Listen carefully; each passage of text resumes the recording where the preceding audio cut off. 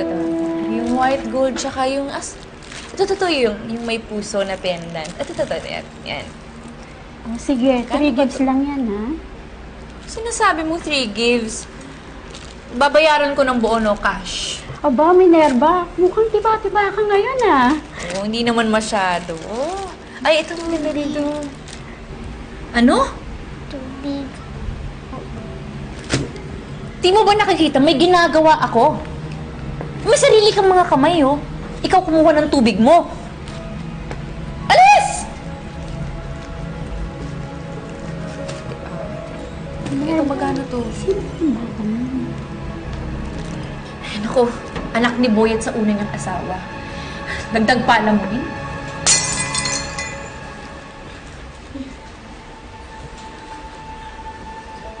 Ano ka ba? Bata ka! Ano ba ginawa mo? Naku, binigyan mo pa ako ng trabaho eh! Ano ba? Anong nangyari dito? Yung ano ulit.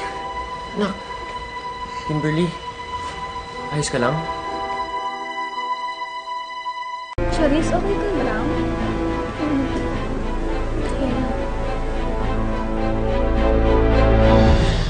Naku!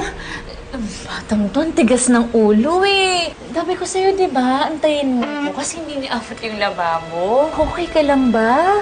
Nasaktan ka ba, Kimberly, ha? Hindi kami galit sa'yo. Oo. Next time, makinig ka na sa tita Minerva mo, ha? Sige, anak. Akit ka na. Sige.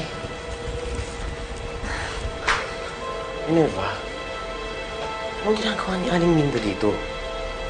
Ano sabihin, bumibili ka na naman ng alahas mo? Minerva, wala tayong panghulog. May problema pa nga tayo dito sa bahay, eh. Gumalma ka nga lang. Hindi ako bumili. Tumitingin lang ako. Mahal nga masyado. Kaya hindi ako bibili. Tsaka, sige, paghahanda na lang kita ng hapunan. Gusto mo ba yun? Tsaka, sige, magpahinga ka na lang. Tawagin na lang kita kapag ready na yung pagkain.